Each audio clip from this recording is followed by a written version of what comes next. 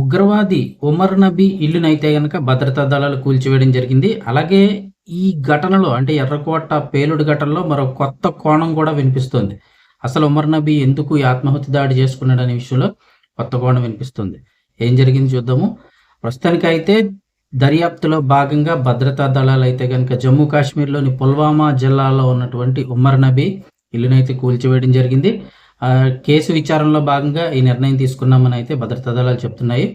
ముఖ్యంగా చూస్తే ఈ ఘటన హుందాయ్ i20 కారు ద్వారానే జరిగిందని అయితే అధికారులు గుర్తించారు.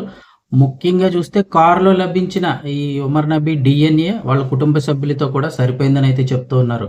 అంటే ఎవరెవరో ఏంటనేది మళ్ళీ కరెక్ట్గా కూడా కేసు అంతా క్లారిటీగా ఉండాలి కాబట్టి ఉమర్ నబీ DNA వాళ్ళ కుటుంబ సభ్యులతో పోలిస్తే క్లారిటీకి కరెక్ట్గానే వచ్చింది. సో ఈ దర్యాప్తులో భాగంగా కారు నడిపింది కూడా అతనేనని అయితే భద్రతా దళాలన్నీ కూడా నిర్ణయించుకున్నాయి. ఇప్పుడు మెయిన్ ఇంకోటి ఏంటంటే ఇందులో కొత్త కోణం వినిపిస్తుంది. ఏంటి అంటే ఈ ఎర్రకోట పేలుడు జరగక ముందే ఫరీదాబాద్కు సంబంధించి ఒక ఉగ్ర కుట్రనైతే కనుక పోలీసులు భగ్నం చేశారు. అందులో మరొక ఇద్దరు పట్టుబడ్డారు. ఎవరు? ఉమర్ నబీ సహచరులు, అతనితో పాటు పనిచేసిన మరో ఇద్దరు పట్టుబడ్డారు. ఎవరంటే డాక్టర్ మొజాహిల్ షకీల్ అని, అలాగే డాక్టర్ ఆదిల్ అహ్మద్ రదర్ ఇద్దరు కూడా ఫరీదాబాద్ కుట్రలో భాగంగా వాళ్ళిద్దరినే పట్టుకున్నారు.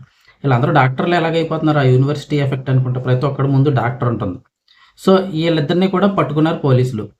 తన సహచరులు ఇద్దరు కూడా దొరికిపోవడంతో నెక్స్ట్ తన్నే పట్టేసుకుంటారేమోనని ఈ ఉమర్ నబీ తీవ్ర ఆందోళన గురయ్యి తన దగ్గరున్న బాంబును ఒక చోట నుంచి మరో చోటకి చేర్చడం, లేదా తన ఎక్కడ దొరికిపోతానోనని ఈ ఆత్మాహుతి దాడికి అయితే ప్లాన్ చేశాడు అని అనుకుంటున్నారు.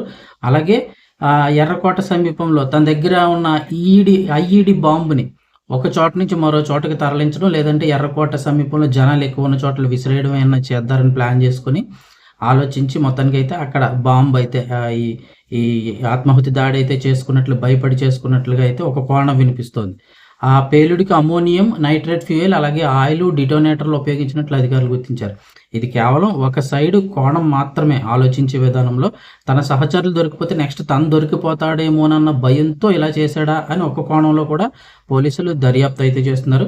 పూర్తి వివరాలు, పూర్తిగా కేసు దర్యాప్తు పూర్తి అయితే తప్ప కంప్లీట్గా మనకి వివరాలు అయితే తెలియదు. ఈ కోణంలో కూడా ఆలోచిస్తున్నారు. మొత్తానికి అయితే ఉమర్ నబీ ఇల్లుని భద్రతా దళాలు అయితే పేల్చివేయడం